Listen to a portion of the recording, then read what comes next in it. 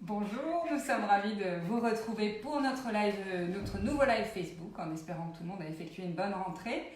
Alors cette année, comme tous les ans, le mois de septembre est consacré à la maladie d'Alzheimer et se clôturera avec le 21 septembre, la journée mondiale Alzheimer, comme vous le savez. Et cette année, nous avons décidé d'insister sur la thématique de la prévention pour la maladie d'Alzheimer et les maladies apparentées. Donc là, pour ce live, nous allons vous expliquer quelques petits gestes quotidiens, des choses faciles à mettre en place qui ont été prouvées comme étant préventives et permettant de réduire le risque d'être atteint de maladies neurocognitives. Et ensuite, nous vous parlerons aussi des projets de recherche qui ont été subventionnés et financés par la Fondation Vaincre Alzheimer et qui ont également montré de très intéressants résultats. Maï Panchal, notre directrice scientifique, je te passe la parole. Écoutez, bonjour à tous. Donc c'est vrai qu'aujourd'hui on va parler de la prévention parce que on a des projections des scientifiques qui disent qu'à l'horizon 2050, eh bien, on estime le nombre de personnes atteintes de maladies neurocognitives à 1 800 000. Donc c'est assez important. Ça représente 9,6% des plus de 65 ans et 6,2% de la population active. Donc ce sont quand même des estimations importantes. Et c'est vrai que ces projections qui sont à la hausse, elles sont basées principalement sur le calcul, l'augmentation de la population à risque. C'est-à-dire, on va avoir une population vieillissante, évidemment, les plus de 65 ans, le nombre de personnes de plus de 65 ans va augmenter. Mais on a un petit espoir parce que depuis 2010, on a des études épidémiologiques et des études neuropathologiques qui montrent finalement une baisse du nombre de patients qui finalement est moins important que prévu, qu'attendu. Et on a remarqué que cette tendance a été rapportée en Espagne, aux États-Unis, en France, mais aussi en Angleterre, en Suède. Donc il semblerait que ces résultats qui sont assez nouveaux seraient considérés comme vraiment une démonstration à l'échelle humaine de l'efficacité d'une prévention des facteurs de risque modifiables de la maladie d'Alzheimer et des maladies apparentées. Oui, parce qu'en fait, on s'est rendu compte que la prévention pourrait jouer un rôle vraiment essentiel.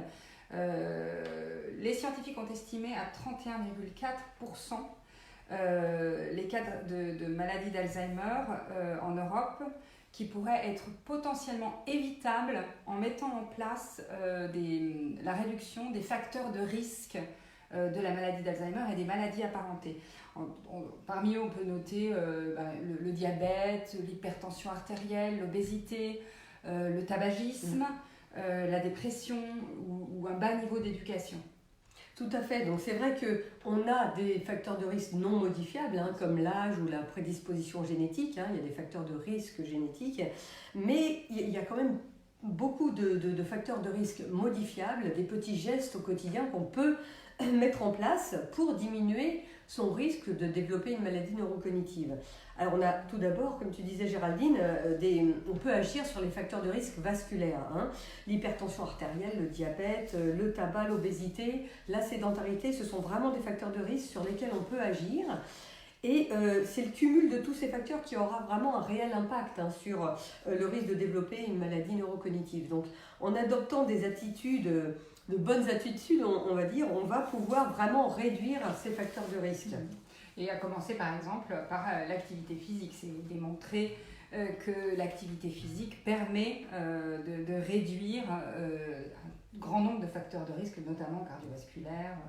Il y a des études qui confirment que les personnes qui pratiquent une activité physique modérée à élevée ont 30% de probabilité en moins d'être atteints de maladies neurocognitives par rapport à ceux qui ont peu ou pas du tout, qui pratiquent peu ou pas du tout d'activité physique. Pour ça, le conseil, c'est de vous tourner vers des sports qui sont adaptés à votre condition physique, évidemment. Il faut prendre du plaisir, donc le mieux c'est d'être accompagné avec un ami, un voisin, un conjoint, etc. Et on a le plus important, c'est de se dépenser chaque semaine de manière régulière et que cela reste un plaisir. C'est important que l'activité physique soit un plaisir. Pour ça, on a un petit conseil, c'est par exemple la randonnée. On sait que la randonnée, c'est une activité qui s'adapte à toutes les conditions physiques, parce qu'il y a des randonnées plus ou moins difficiles. C'est un sport qui est convivial, parce qu'en général, ça se fait en groupe. Et puis en plus, c'est agréable, parce que ça se fait dans la campagne, dans des beaux paysages. Donc ça accumule beaucoup de points positifs. Tout à fait. Et c'est vrai que donc en plus de l'activité physique, on doit être exigeant avec son cerveau. Hein. C'est ce qu'on appelle là la réserve cognitive. Alors c'est vrai que tout au long de sa vie, c'est important de développer, d'entretenir ses capacités cérébrales. Et même jusqu'à un âge avancé, il faut vraiment apprendre de nouvelles choses, être curieux. Et c'est ce qu'on appelle la réserve cognitive. C'est-à-dire que à notre naissance, on dispose d'un stock de neurones, hein, c'est les cellules du cerveau, et la formation de nouvelles connexions entre les neurones permettent d'augmenter nos capacités cérébrales. Et notre réserve cognitive, elle peut continuer à être augmentée à l'âge adulte, hein, soit en consolidant déjà les réseaux neuronaux qu'on a, mais peut-être aussi en créant ou en compensant les réseaux neuronaux altérés. Et en créant de nouveaux réseaux entre les neurones. Et ça, grâce à des activités cognitives stimulantes, des activités de loisirs comme jouer aux cartes, lire des livres, des journaux, suivre des conférences, pratiquer des activités artistiques comme la peinture, faire un instrument de musique. Apprendre une langue. Exactement, apprendre une langue, voyager, être curieux, vous voyez, ça permet vraiment d'entretenir sa réserve cognitive. Donc ça, c'est vraiment un facteur protecteur important. Voilà. Et je sais qu'il faut aussi que ce soit fait avec plaisir. C'est-à-dire qu'il ne faut pas se forcer à faire une activité qui ne nous plaît pas. Il faut trouver les activités qui vous plaisent. Les activités, si vous aimez lire ou peindre, tournez-vous vers des activités qui vous font plaisir. Tout à fait. En plus qu'on parle de plaisir, on va parler de nutrition aussi. C'est important. C'est important à l'heure du repas bientôt.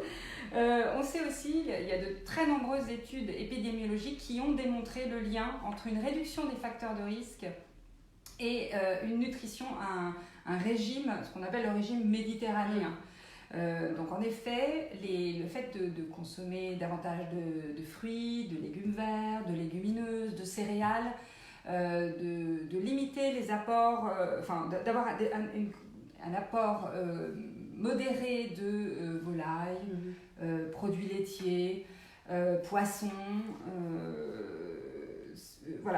et surtout de réduire l'apport en viande rouge et en graisse animale. Ça, ce sont c'est une nutrition. Voilà. Et les sucres, c'est sûr, important, pas trop de sucre. Réduisons les sucres.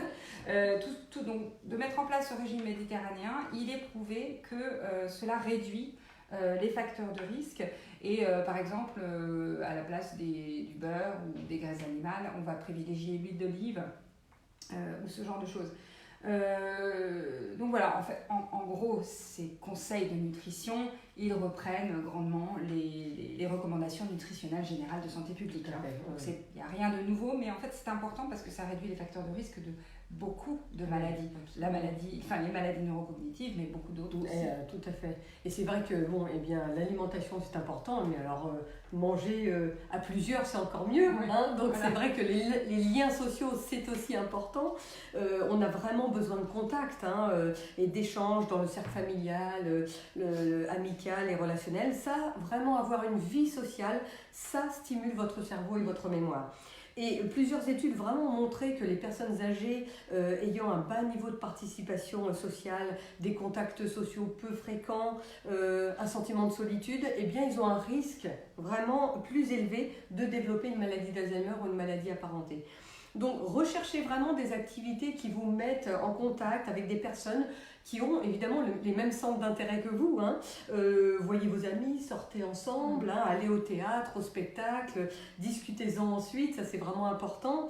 On peut aussi être bénévole pour une association, des choses comme ça. C'est vraiment important de garder des liens sociaux. Et si vous avez dans votre entourage des personnes, des voisins, etc., qui sont des personnes un petit peu âgées et un peu seules, n'hésitez pas à rendre une petite visite, donner un petit peu de votre temps. C'est aussi comme ça que ça marche, c'est-à-dire que c'est dans les deux sens.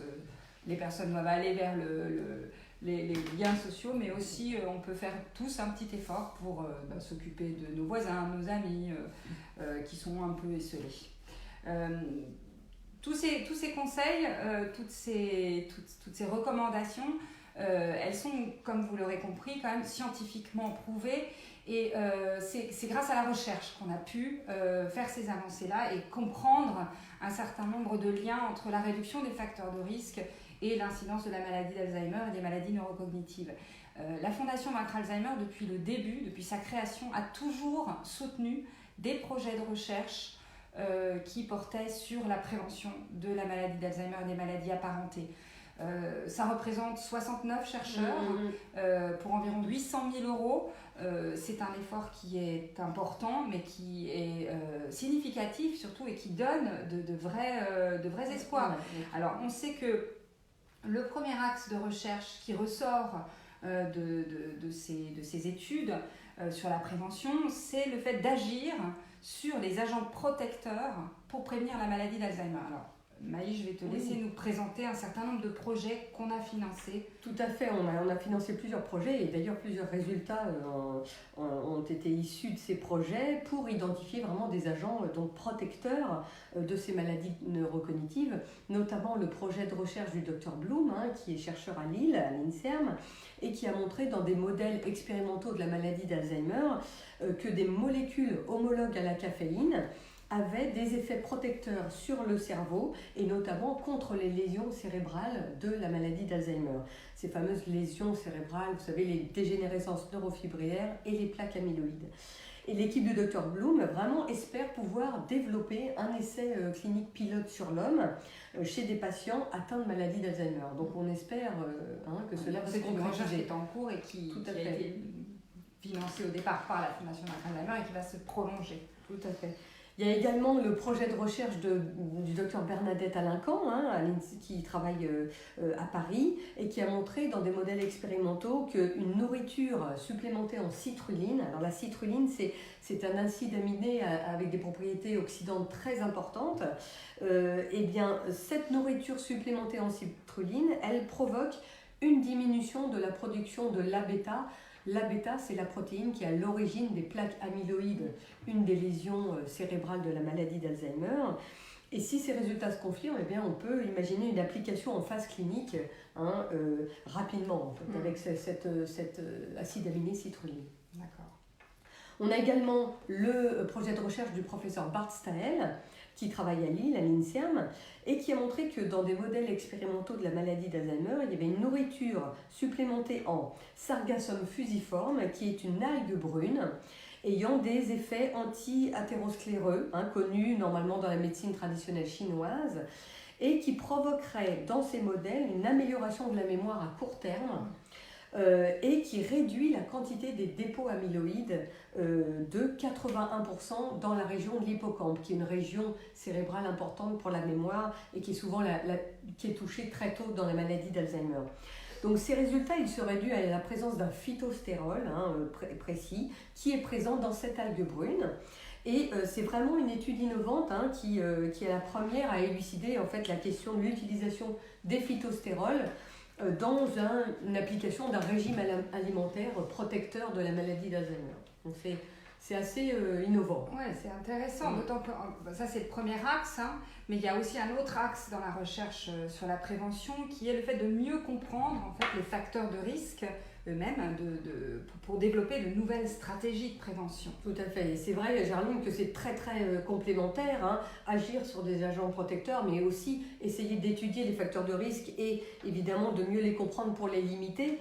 On a le projet du docteur Pierre Dourlaine, qui est un jeune chercheur, qui a bénéficié d'une subvention pilote, jeune chercheur, qui travaille à l'Institut Pasteur de Lille et qui a montré que le facteur de risque génétique BIN1 aggravait la toxicité de la protéine Tau. Vous savez, la protéine Tau qui est l'autre protéine toxique qui est à l'origine de l'autre lésion cérébrale de la maladie d'Alzheimer. Et BIN1, c'est un facteur de risque génétique qui est impliqué dans les mécanismes qui permettent aux cellules d'adhérer entre elles. Donc ça, c'est vraiment nouveau parce que ça montre en fait une potentielle nouvelle stratégie thérapeutique qui va jouer sur l'adhésion des cellules pour prévenir en fait la pathologie. Donc ça c'est assez là on est sur un facteur de risque qui a priori n'est pas modifiable. Qui n'est pas modifiable absolument parce qu'on l'a au départ, on a une prédisposition génétique, mais comme on se rend compte qu'il intervient dans l'adhésion des cellules, peut-être que des molécules qui interagiraient dans cette adhésion auraient peut-être la possibilité de réduire l'impact de ce facteur de risque. D'accord. On a le projet du docteur Géraldine Rauch qui travaille à Caen, à l'INSERM, et qui a montré, elle, que des difficultés d'endormissement étaient un facteur aggravant de la maladie d'Alzheimer. Et ça favorise l'accumulation des plaques amyloïdes dans le cerveau. Et c'est vrai qu'à long terme, ces résultats ils vont permettre d'agir sur la qualité de sommeil. Ça, c'est important. On va essayer de recaler le rythme circadien des personnes âgées pour prévenir justement l'apparition des dépôts amyloïdes. Ça, c'est important aussi. On a également le projet du docteur Devrim Kilink, qui est un jeune chercheur aussi, encore un qui a bénéficié de notre subvention Jeune Chercheur Pilote, et qui travaille à Lille sur un autre facteur de risque génétique qui s'appelle PIC2. Et ce facteur génétique de la maladie d'Alzheimer, il a été récemment caractérisé. Et lui, il va essayer de comprendre son rôle, en fait, le rôle de PIC2 dans le maintien de la transmission entre les neurones.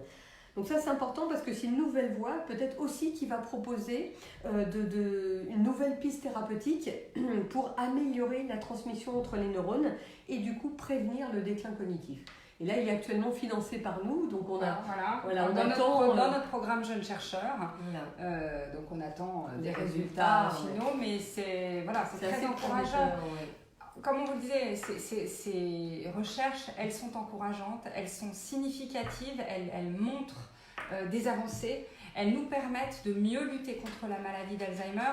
Et encore une fois, on vous le dit à chaque fois qu'on a l'occasion de s'adresser à vous, c'est grâce à nos donateurs que l'on peut soutenir ces recherches qui sont prometteuses, qui sont d'excellence et qui sont innovantes, parce que ce sont des avancées qui sont très récentes, tout ça. Donc voilà, encore une fois, je pense que ce qu'il faut dire, c'est que les chercheurs travaillent et que c'est grâce aux dons à nos donateurs, qu'on remercie encore évidemment, que ces recherches peuvent avancer. Cette année, donc, à l'occasion de la Journée mondiale Alzheimer, nous vous proposons de vous rencontrer, toujours sur cette thématique de la prévention. On a prévu quelques points de rencontre. Donc le 18 et le 19 septembre, en partenariat avec la Fédération française de randonnée de Dordogne, que nous remercions pour ce partenariat, nous vous proposons 2 randonnées dans des paysages évidemment à couper le souffle, la Dordogne, et avec des conférences sur la prévention de la maladie d'Alzheimer et des maladies apparentées. Donc la première conférence, elle se tiendra le 18 septembre à Trélissac, près de Périgueux. Et la deuxième intervention, elle aura lieu le 19 septembre à Piégut-Pluviers, qui se situe dans le magnifique parc naturel régional Périgord-Limousin.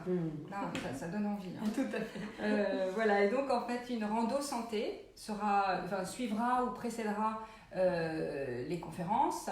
Ce sont des randos santé qui sont ouvertes à tout le monde, qui sont sans difficulté aucune, environ 5 km sur 2 heures, et qui sont encadrés par des animateurs formés à la rando santé grâce à la Fédération française de randonnée. C'est un excellent moyen de réduire le risque d'être atteint de la maladie d'Alzheimer, de prendre du plaisir aussi à se promener, à voir de beaux paysages, à être dans une compagnie conviviale et agréable. Absolument. Voilà. L'autre rendez-vous, c'est à Paris, le 20 septembre. Nous serons, donc toute l'équipe de la Fondation Vaincre Alzheimer, à l'hôpital Lariboisière, dans la Galerie Bleue. Donc c'est à Paris, hôpital Lariboisière, Galerie Bleue, entre 10h et 17h. Vous pouvez nous retrouver sur notre stand. On vous y accueillera en vous proposant nos brochures, des échanges. Vous aurez aussi la possibilité de participer activement à la recherche en testant une application qui s'appelle Memscreen, qui est destinée aux médecins généralistes pour les aider à repérer les troubles cognitifs, les troubles de mémoire. Alors, c'est une application qui est en cours de validation scientifique et on a encore besoin de données qui sont totalement anonymes. Donc si vous participez vous voyez la belle affiche. Voilà, si vous participez à cette application, ce sont des données anonymes. L'idée c'est de valider scientifiquement. On a besoin de tester cette application sur la population générale. Donc voilà, sur notre stand de 10h à 17h. Voilà. Et important aussi, à 15h sur le stand, nous aurons le plaisir et la joie d'avoir Madame Coularet qui dédicacera son livre. Alors, est-ce qu'on a un exemplaire du livre qui s'appelle Alzheimer et moi, les autres et moi. C'est donc Nicole Coularet qui a écrit ce livre, qui est même atteinte de la maladie d'Alzheimer, qui nous donne un regard absolument touchant et en même temps vrai, drôle aussi. Voilà, plein de vie, plein d'espoir. Voilà, donc elle fera le plaisir de dédicacer ce livre. Et gentiment, elle a décidé de reverser les fonds à la recherche, à la Fondation Vaincre Alzheimer. Voilà. Donc ça, c'est un beau geste. Ça vaut le coup. Hein. Oui. Et ensuite, donc, toujours à l'hôpital Lariboisière, dans l'amphithéâtre Viggo Petersen, à 17h, nous vous proposons une conférence débat, toujours sur le thème de la prévention de la maladie d'Alzheimer. Et là, vous seront présents en fait des cliniciens chercheurs à qui vous pourrez poser toutes vos questions. Ça va être vraiment intéressant. L'idée, c'est qu'ils vous présentent tout ce qui est du domaine de la prévention, mais que vous puissiez aussi poser vos questions. Alors, on aura un groupe de personnes vraiment très intéressantes de l'hôpital de Lariboisière et on a le docteur Julien Dumurgier, qui est neurologue et chercheur en neuroépidémiologie et qui travaille à l'hôpital Lariboisière. On a le docteur Mathieu Lilamont, qui est gériatre et chercheur en nutrition et fragilité chez les personnes âgées, qui travaille à la fois à l'hôpital Bretonneau et à Lariboisière aussi. Et on a le professeur Claire Paquet, un neurologue et chercheur en neurosciences, qui viendra également. Voilà, donc c'est un programme passionnant. On a hâte d'y être, on a hâte de vous y retrouver. Évidemment, toutes les informations qu'on vient de vous donner, vous allez les retrouver sur notre site web en détail. Bien sûr, vous pouvez aussi vous inscrire pour participer à la conférence du 20 septembre et vous retrouvez encore une fois toujours nos vidéos sur notre chaîne YouTube. Tout à fait. Voilà, on était ravis de vous retrouver. On vous souhaite encore une bonne rentrée et à très bientôt sur Facebook ou ailleurs. Au revoir. Au revoir.